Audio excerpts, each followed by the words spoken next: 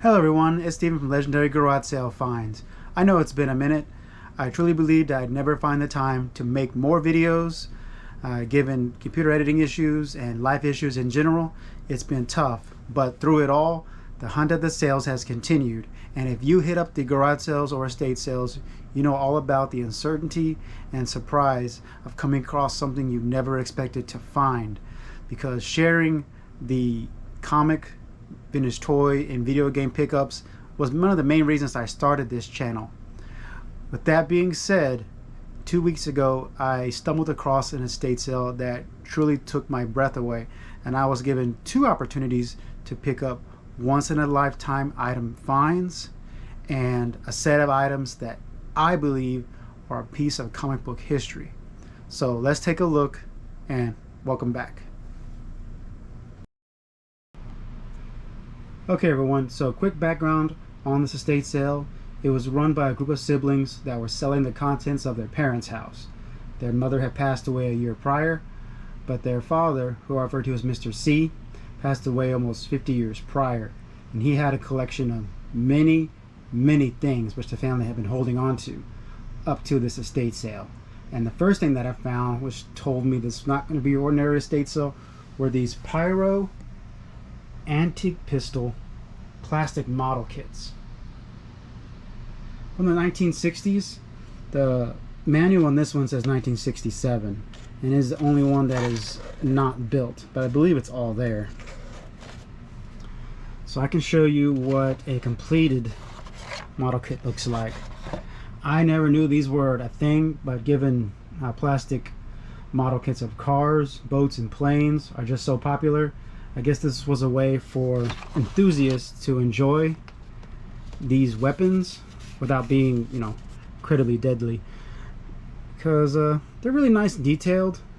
I don't know the bits and pieces of a flintlock pistol, but I'm guessing it's all there.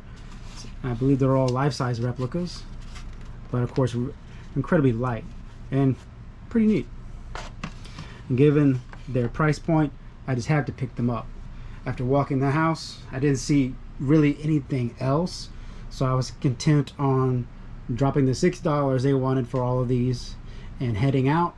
But before I did, I asked a lady who turned out to be the daughter of Mr. C if they had any old books or comics, and she gave me a look that told me I wasn't prepared for the answer.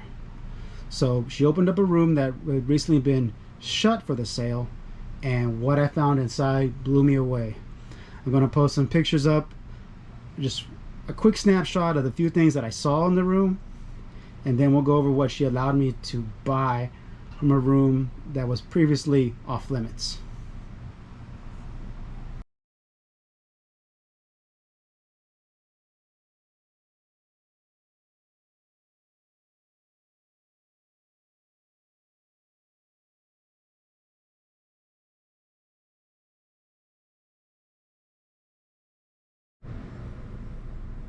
Okay everyone, from the pictures you can definitely see that Mr. C was a super fan when it came to Sir Arthur Conan Doyle, Jules Verne, and especially Edgar Rice Burroughs.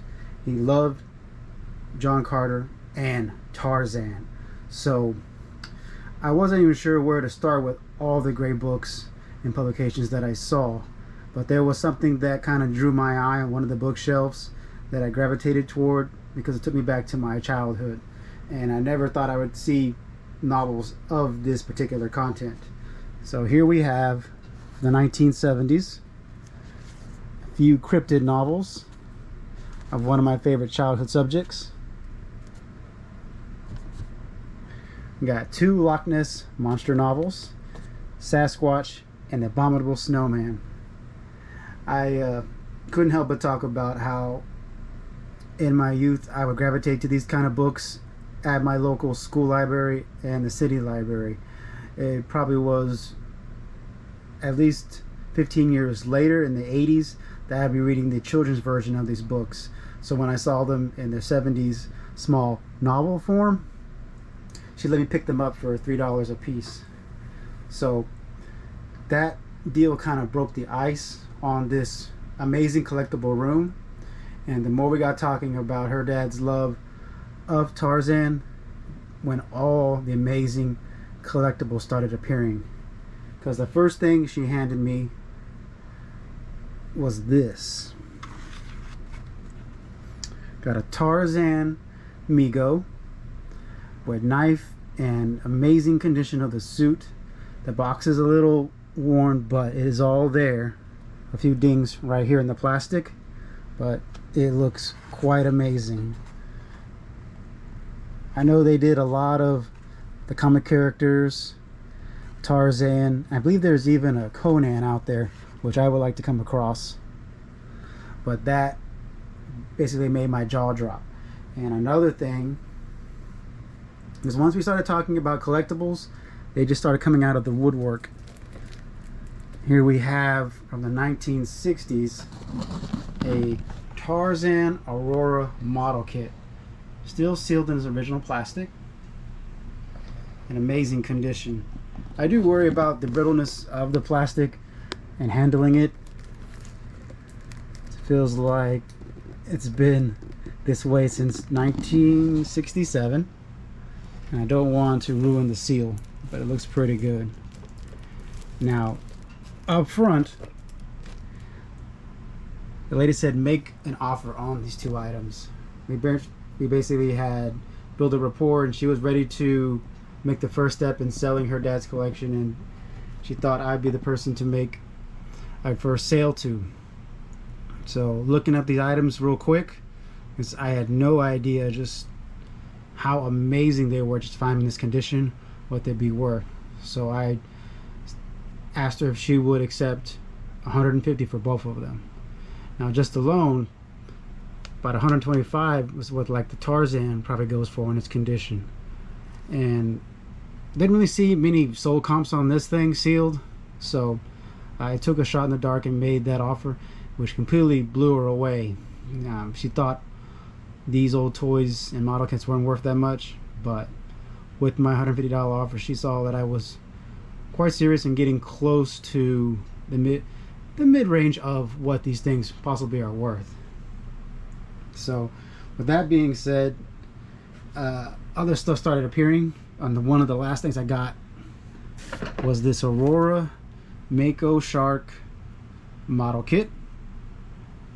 I believe it's from 1968 or 69. She only threw that one for a couple bucks after she accepted my $150 offer. So on everything here, it's been a little under $175. And once she saw how interested I was in everything else book wise, because I spent a few hours just kind of looking through all the great books, she offered that I would come back in a few days. She was going to hold off on showing anybody else the room and let me kind of make a pile of everything, which completely blew me away. I was so grateful and appreciative of it.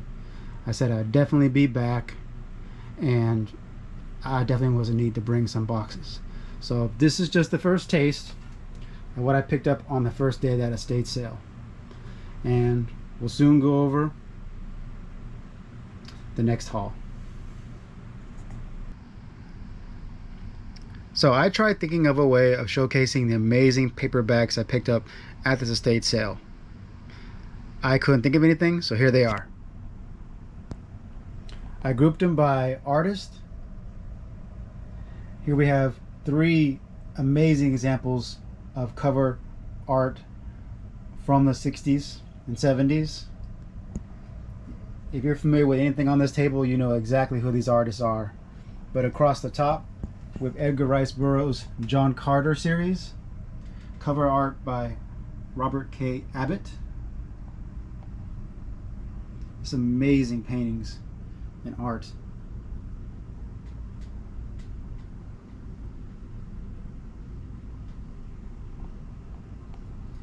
Next up, we have that same series, but with the famous art of Gino D'Acqui. Hope I'm saying that right.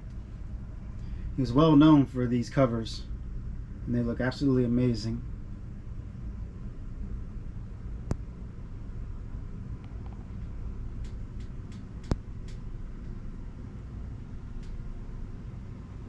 And last, we have my personal favorite. For the covers of Edgar Rice Burroughs' Tarzan novels, we have Mr. Frank Frazetta.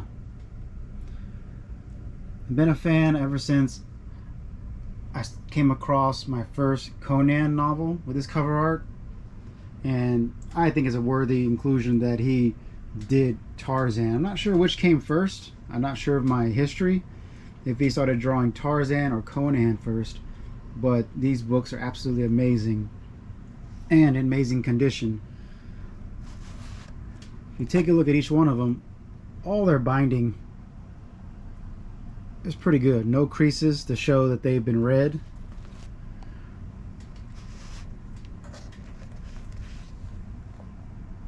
Just really amazing. And this is just the first selection I picked up on my second trip back to the estate sale. Okay everyone, here we have the next set of paperbacks from the estate sale. Illustrated by Mr. Dick Powers with Edgar Rice Burroughs' Tarzan series. A very unique style which kind of exudes the 60s when you look at it compared to contemporary art around that time. But it's a style unto itself, different from all the other authors. Just truly amazing covers. I think the whole series is here. There are 24 books.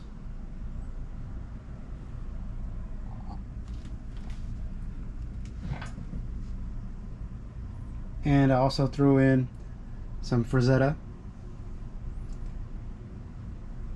Real interested in checking out these two novels. I don't know why these called to me, but I really like the cover art.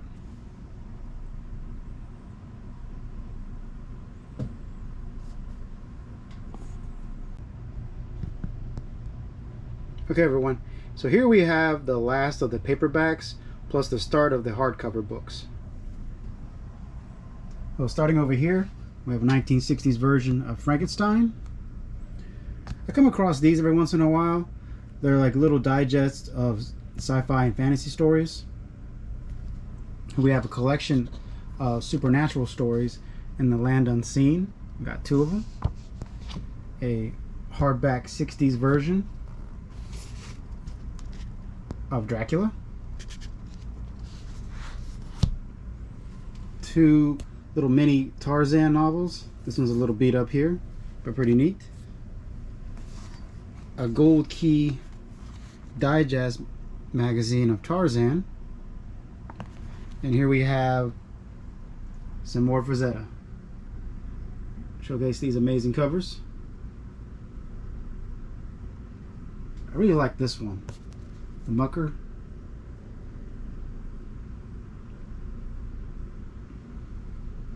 Looks like art that could be done today for a cover of a comic book. The Mad King and the Monster Man.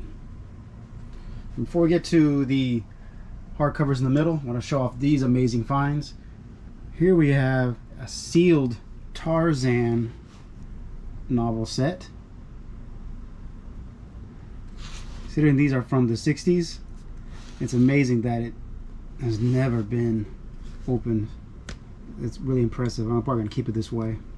Really amazing find. And on the other side here, we have the John Carter version, also sealed, but I believe, I'm guessing from the cover with Gino's art. Really awesome to find these two collections sealed. In the middle here, we have a collection of 1960s John Carter hardcover books in really amazing shape. I couldn't tell you the illustrator, but the publisher, as I want to say, Carnaveral Press. Really nice displayable books here. Really like the cover on this one, Tales of Three Planets. In the Land That Time Forgot. Really nice design on that one. But these books, amazing condition again. Considering that they are white covers, there's a little bit of discoloration as you go from the side. I don't know if you can see it on screen, but still in amazing shape.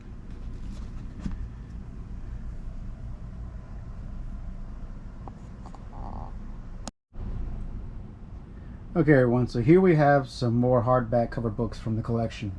Over here we have a couple of science fiction anthologies. This one includes authors like Ray Bradbury, Arthur C. Clarke, Isaac Asimov. Pretty nice little collections right there. And more from the Canavera Press. We have some more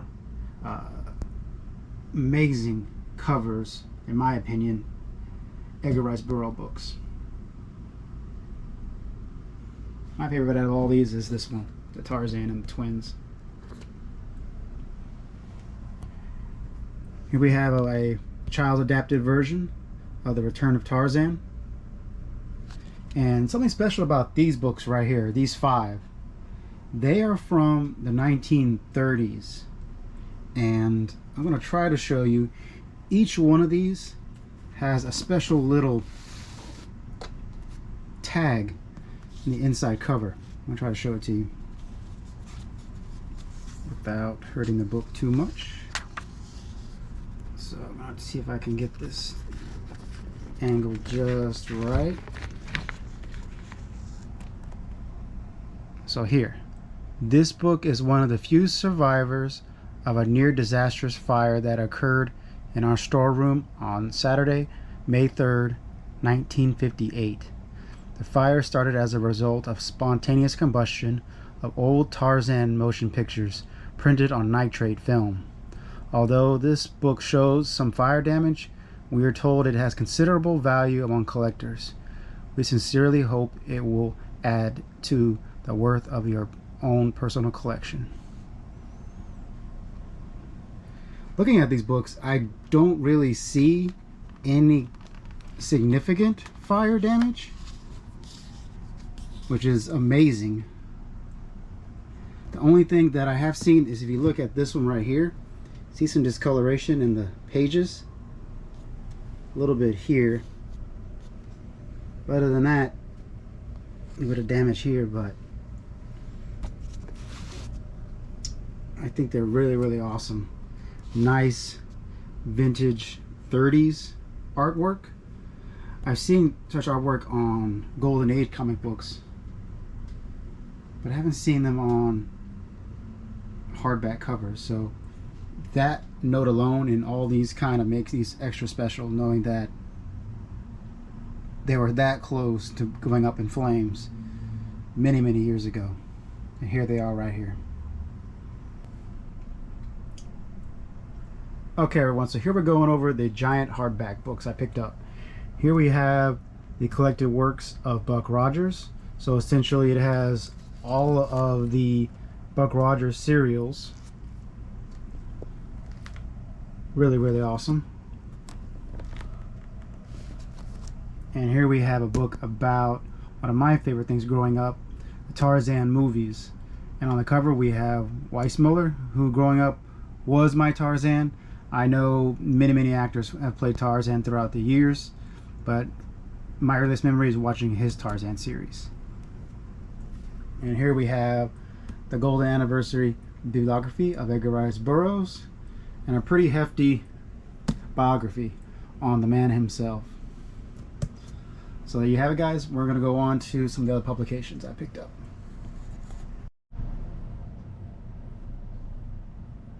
Okay everyone, in the next part of the collection we're going to go over the miscellaneous publications and the fanzines. So here we have 2 oversized format books. This Tarzan one is a collection of 1-page comic tellings, not so much reminiscent of what you would see in the old Sunday comic newspapers when they used to showcase Tarzan. But each page is a different story.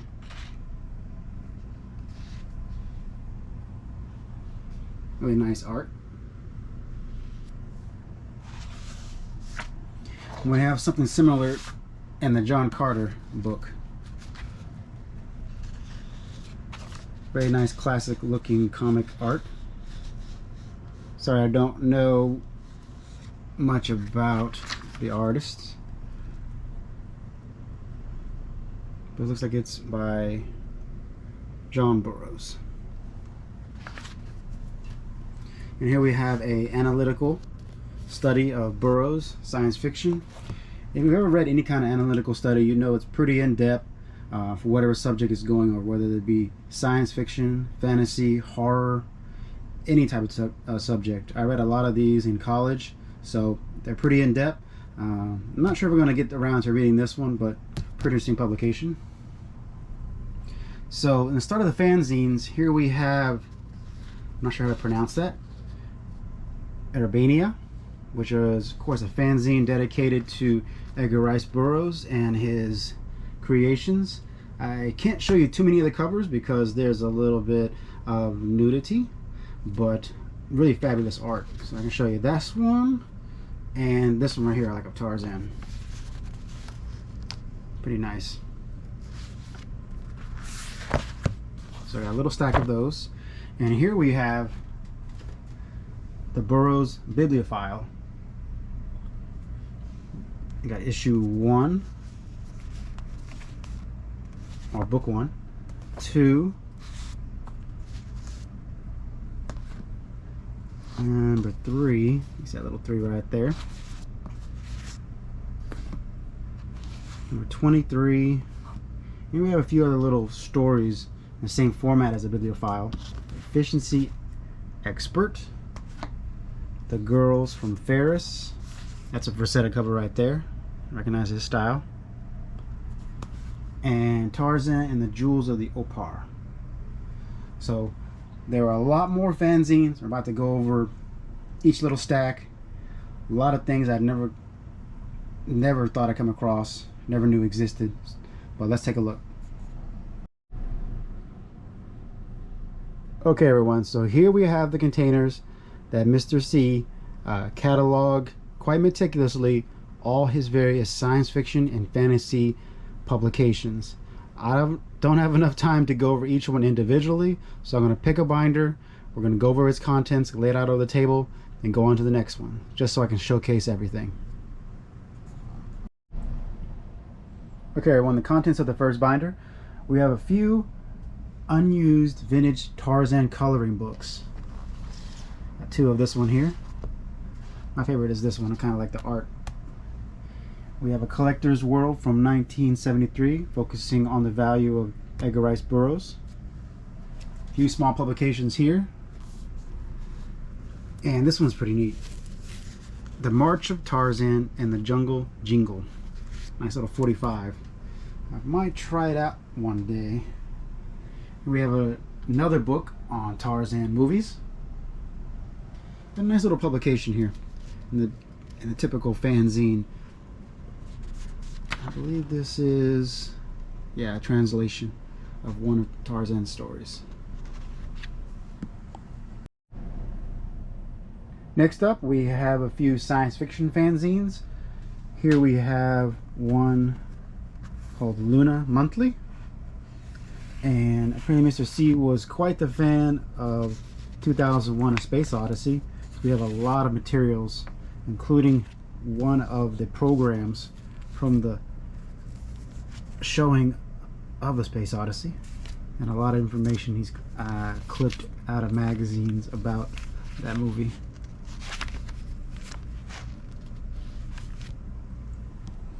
Here we have another science fiction fantasy fanzine. I think it's Seda. We go from the smaller format to the bigger format. Well, I think that was earlier, number 7, in the larger format, and issues 10 and beyond, or in a small little pamphlet form. Here we have a sci-fi horror fanzine, The Eldritch Dream Quest. There's a number 1 and 2. And a publication known as The Collector's Advocate from 1965, 1 and 2. Okay, everyone, so next up we have a few awesome fanzines. We're starting out from 1967 through 68, Science Fiction Times. A really nice snapshot of what it was like to be a science fiction fan back in the late 60s.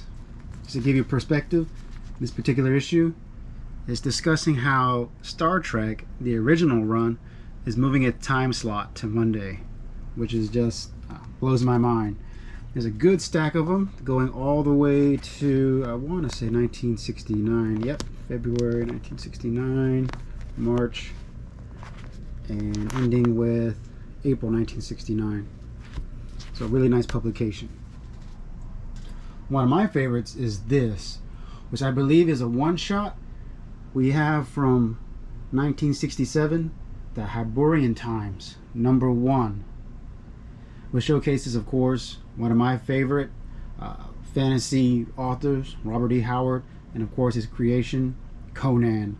So I can't find too much about this particular fanzine.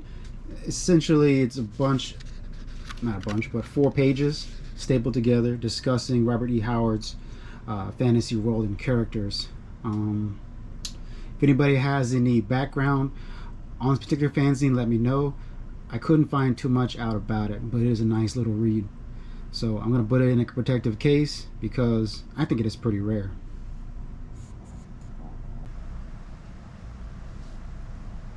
Okay, everyone. This next publication I had never heard of before, but after flipping through a lot of these issues, is quite literally amazing.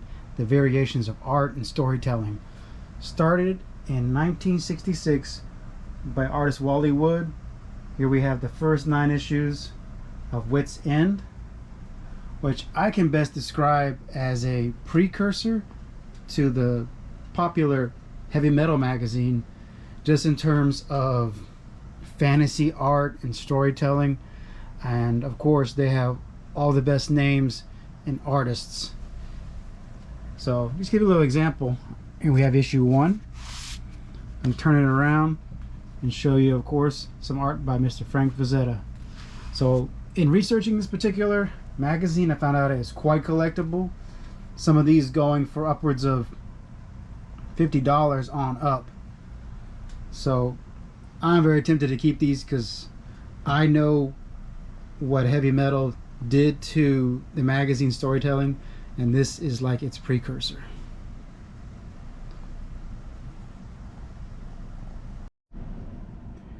Okay, everybody, next up we have another stack of this Urbania, or EBRania. Nice little fanzine dedicated to Edgar Rice Burroughs. According to this correspondence, Mr. C had ordered a reissue of the first 2 editions right here, dating back to 1956. And that went along with his stack going all the way to, I want to say, issue 14. And then 15 through 24 were in small pamphlet form. And then we have some more impressive art on 25, 26, and 27.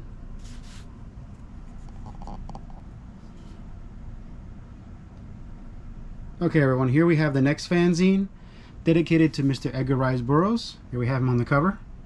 I'm not sure how to pronounce that properly, the Jasuinian, but it is a fanzine from 1970.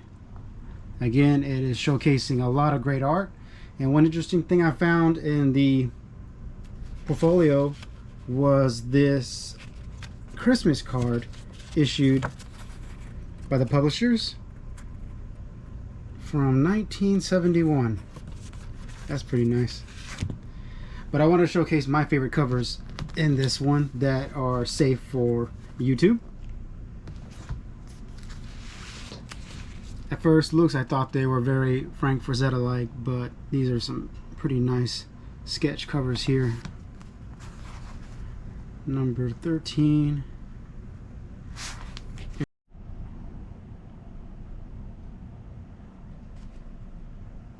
Okay, everyone, here we have 2 more fanzines dedicated to Edgar Rice Burroughs, and namely Tarzan Here we have The Gridley Wave.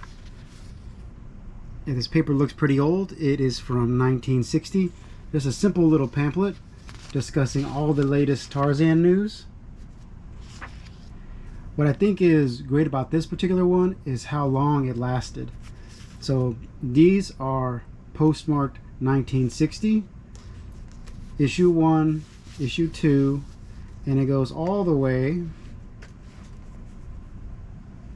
11 years later. Here we have issue 31 from 1971, discussing how Weissmuller will be the guest of honor at a luncheon. And I've noticed this a lot. A fan group known as the Burroughs Bibliophiles, a fan group that I was happy to say Mr. C was a part of, given the correspondence that I looked through. But here they talk about gathering together to meet up with the one and only Mr. Johnny Weissmuller. And another interesting set of news here. We have these brand new, might have saw these earlier in the video, release of Edgar Rice Burroughs books with a very familiar artist I've been talking about all video long, Mr. Frank Frazetta.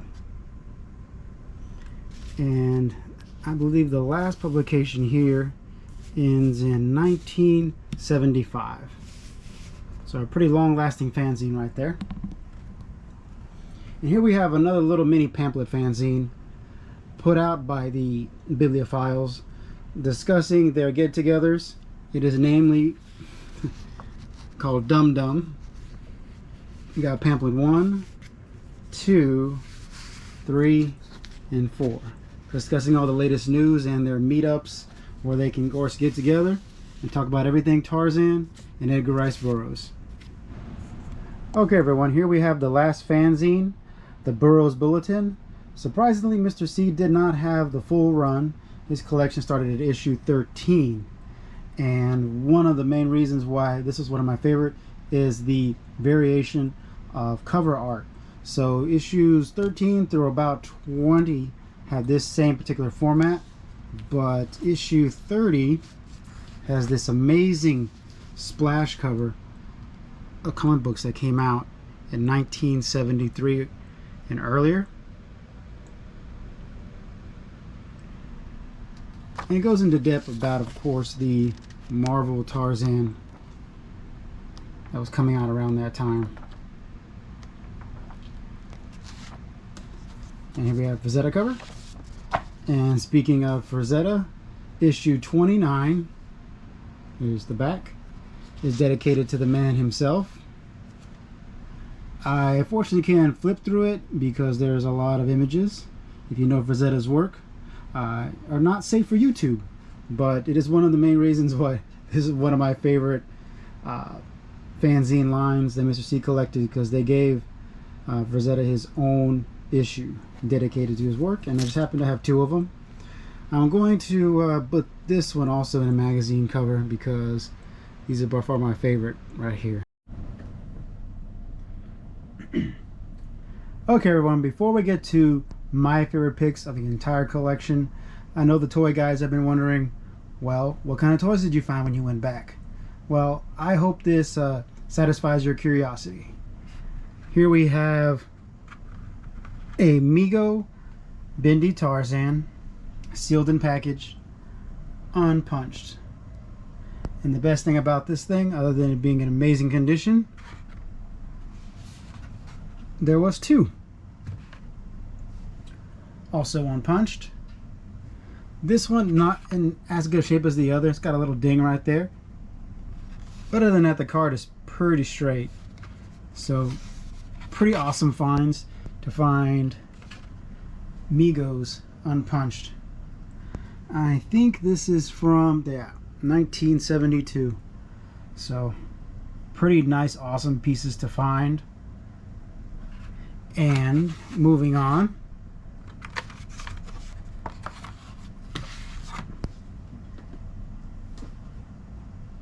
you remember this particular Tarzan I picked up on the first day? Well, when I went back on the second day, just happened to find a second one. This one in a little bit better box than the first one I picked up.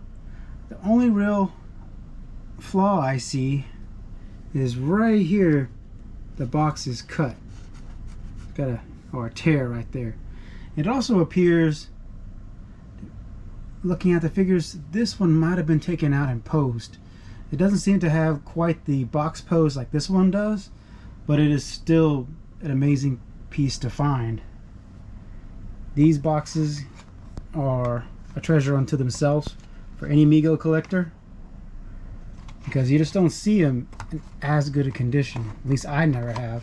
And these will always be my first Megos I've ever found out in the wild. And it'll be great to come across a Spider-Man, a Batman, or a Captain America in the wild, but I'm happy with these Tarzans right here. And I'm not too sure what I'm doing with these, but I wanted to ask all the major toy collectors out there if they had any recommendations of plastic containers to safeguard these things, because they are, of course, nearly 50-year-old cardboard. So I've been looking online. I already made a purchase in return of ones that didn't fit this particular box Migos. So if you have any suggestions, please put it down in the comments. It'd be greatly appreciated. Okay, now we're going to my favorite pieces in the collection. We're going to start out with this. Here we have a Monster Cryptids magazine. I'm not sure the age. I'm not even sure how to pronounce that. Argosy. But I don't see too many Monster Cryptid magazines anymore. This really took me back, considering I first fell in love with those Loch Ness and Bigfoot novels you saw earlier in the video. So when I came across this with its Sasquatch versus the grizzly bear on the cover, it was instantly something I had to hold on to. And speaking of monsters that absolutely love, when I saw this cover on this book, I immediately picked it up. Here we have Movie Fantastic, Beyond the Dream Machine by Mr. David Annan, which basically is a telling of all cinema, sci-fi, horror, and fantasy, going back to the Silent Age. I can't flip through the book, unfortunately, because there are some pictures that are not safe for YouTube, but it really goes in depth into all the major motion picture milestones, from the silent sci-fi features, of course, to King Kong and Godzilla, to the 70s sci-fi hits. So I definitely recommend looking for this book. I was really blown away by flipping through it, and even though it only has a couple pages dedicated to Godzilla, I really was a sucker for that art. Speaking of kaiju that I'm a fan of, here we have two King Kong magazines I found in the collection. This one I believe I've seen before. Don't believe I have it yet in the collection, but this one I'd never come across before, from 1977, and it just happened to have, of course, a few pages dedicated to Godzilla, superstar of the 70s. So a really nice surprising find. Unfortunately, there were no Godzilla publications, but I'm still happy with what I found. And my absolute favorite piece in the whole collection, which I wish I could show the whole thing, but if you know the artist, you know why it's covered up. Here we have, from 1969, the Frazetta art portfolio. An amazing find in as good a shape. Quite speechless when I came across it. I did know it was as rare as many of the other Frazetta pieces in the collection, but I'm super glad to have this. It's only got a few scuff marks on it. Right here you might be able to see the ding in the camera, and there is a bend up here, but other than that, it's in really good shape. in this piece, although tempting to part with, I'm probably going to hold on to it. So there you have it, guys. There are my favorite picks from the collection. We're about to move on to a set of items that I think are truly a piece of comic book history. Okay, everyone, so I hope you liked all the collection thus far, all the amazing books, artwork, magazines, and vintage toys and models. But one of my favorite pieces that I never knew existed, I think, is a piece of comic book history. Now, it might look just like a simple pamphlet, but it has an amazing backstory. So here we have Jednak, or Jednak. I'm not sure how to pronounce it exactly. I'm not a Edgar Rice Burroughs enthusiast when it comes to John Carter, but I know the word means warlord or emperor. So what Jednak is a early 1960s comic fanzine. It is not by far the first one, but when this particular comic fanzine came out, there was such a resurgence in the comic industry and fandom, because everybody knows what happened in the early 60s when it came to comics, and what these essential pamphlets are a retelling and recording of all the comic enthusiasts and fans who were living through that time, who got to experience all those great stories starting out, and they shared through their community what they thought about it. So this pamphlet was started by Mr. Paul Moslander. He had written in for Marvel in some of its early comic books in the 60s, and he decided to make a fanzine to reach out to his community, because before there were texting, Facebook groups, chat rooms, the only way for the comic community to stay in touch with each other was to create a medium that allowed them to talk about what was going on in the fandom. And I just wanted to share the artwork on here, which highlights all the great comic heroes of that time and the resurgence from the late 40s and 50s. So here we have issue 1. I read what I could out of this particular pamphlet. Unfortunately, it's a little faded, but I'm glad it's still in one piece. Essentially, it's a bunch of pages kind of stapled together like a comic book the size of a magazine. And one of my favorite articles is a conversation about a brand new superhero and his series, and in the resurgence of all these great heroes like the X-Men, the Fantastic Four, and the Avengers. Well, this particular hero make the grade, and at this time its particular series was at issue 5 or 6, and that particular hero you might have heard of is the Amazing Spider-Man. So it's interesting to read a perspective of people and comic book enthusiasts who were wondering if Spider-Man would basically take off. So I think it's a really, really in-depth look into what the comic fans had at that time when they were chatting about all the great Silver Age series starting back up. So here's issue 1. I'm going to show the artwork because the artwork is amazing. It was done by Mr. Moslander's father, Ralph, and he essentially kind of did homages to certain comic book covers. Issue 2, showcasing Cap and the Flaming Torch. And then we have also Namor, Submariner in the corner. Issue 3, got Spider-Man and the Fantastic Four.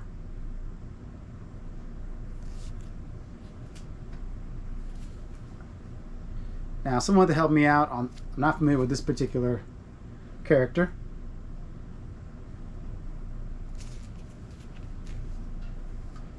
Issue 5, I like this one. The heroes on the cards.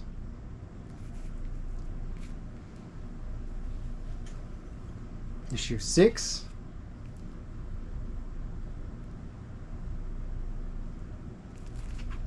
and issue number 7. Now, I don't know what the full run of this particular comic fanzine was, but I can't find too much about it in terms of history. I found a little bit of information about it existing and a little about the history, but value-wise, I couldn't tell you. But I think it speaks volume because I can't find anything on this anywhere. So if you have a general knowledge about what you think this particular comic fanzine might be worth, let me know. But I think it is really a piece of comic history because I think it was told through the perspective of comic book enthusiasts who were just like me, only, gosh, 80 odd years ago, if not more. So it is truly an amazing find that I thought I would never come across, just like all the amazing pieces of this collection. And I was so thankful to Mr. C's children for letting me pick through this collection, being able to buy and become the custodian of this great collection. And I can't say too much more about it. It just completely blows me away what I was able to find at this particular estate sale. I hope you enjoyed it too. All the content, by all means, comment. Let me know what you think of all the great stuff. If you have any perspective about all the stuff I went over, please let me know, because it's just so much for me to really look into, because I appreciate all the great Frazetta art and the stories. There's just so much to go off of to really make a big, oh, this thing is worth that much. But right now it's just so much that I couldn't help but want to share with all of you out there. So I'm looking forward to showcasing all the other great things I've found. In the meantime, I hope y'all like, and please comment if you feel inclined, subscribe. But until next time, everybody, thank you for watching.